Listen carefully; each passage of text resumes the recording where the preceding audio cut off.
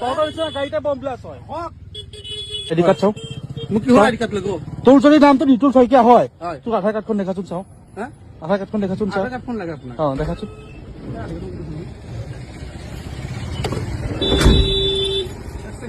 আপোনাক যে মোক লাগে আধাৰ কাৰ্ডখন লাগে, আপোনাৰখন দেখোন বাৰু। মুখখন মই দেখাম, তোৰখন তই দেখা। আপোনাৰ মোবাইল দেখা। মোৰ যে গ্লাছখন ভাঙিলে এইটো মই পইচা কোনে দিব? আৰু তোমাৰ পৰিচয় দিবি অসমীয়া। গম নাপাই তই কি লগাই এই দিছ? ল'ৰাজনে বম দিব গৈছিল তাতে, বম দি মানে উৰাই দিব গৈছিল। বম দি মানে অকল মুছলমান মানুহে উৰাই দিয়ে। ভণ্ড সংগঠনৰ ভণ্ড নেতা এইবোৰ। এওঁলোকৰ কাম হৈছে হিন্দু মুছলিম লগাই পেলাই অসমখনত এটা অশান্তি সৃষ্টি কৰা। এওঁলোকৰ টাৰ্গেট খিলঞ্জীয়াৰ ওপৰত নহয়, এওঁলোকৰ আক্ৰমণ হৈছে মুছলমানৰ ওপৰত। এওঁলোকক মই ক'ব বিচাৰিছোঁ যে আপোনালোকে এই যিটো আপোনালোকক উচুতাই দি আছে হিন্দু মুছলিম লগাবৰ কাৰণে, তেওঁলোকৰ ল'ৰা ছোৱালী কেতিয়াও শ্বহীদ নহয়। সাধাৰণ জনতাৰহে শ্বহীদ হয় ল'ৰা ছোৱালী, সেইটো মনত ৰাখিব।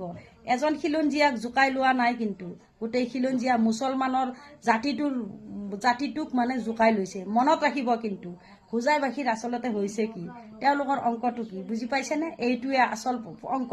কিছুমান ভণ্ড নেতাৰ এইবিলাকে আচলতে কাম হয়। কলিমাটো লিখা আছে গাড়ীত, তাত প্ৰশ্ন কৰিছে, নামটো বোলে হিন্দু দিছিল। আলি আহমেদ হ'লেও প্ৰব্লেম, শইকীয়া বৰা হ'লেও মানে প্ৰব্লেম।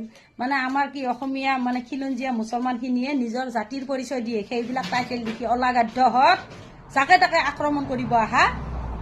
ৰাস্তা ঘাটেদি কোনে ক'ত যায় সেইবিলাক চেক কৰিবলৈ আপোনালোকৰ কাম নহয়।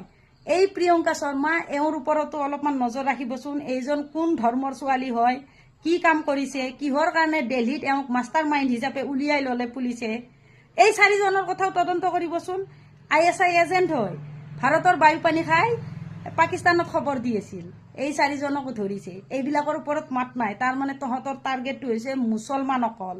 কোনো মিয়া চিয়া এইবিলাক বেকাৰ ফাল্টু কথা। অকল জনসাধাৰণৰে ক্ষতি হয়, কোনো ডাঙৰ মানুহৰ ল'ৰা ছোৱালী কেতিয়াও শ্বহীদ নহয়। শ্বহীদ হ'ব লাগিলে আমাৰ আৰু আপোনালোকৰ হ'ব। দুটা জাতি ধৰ্মৰ মাজত লাগি যুঁজি পেলাই একো লাভ নহ'ব।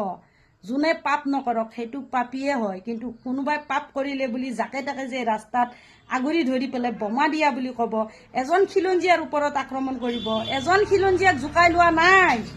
গোটেই খিলঞ্জীয়া মুছলমানখিনিক জোকাই লৈছে, গোটেই ইছলামকে জোকাই লৈছে।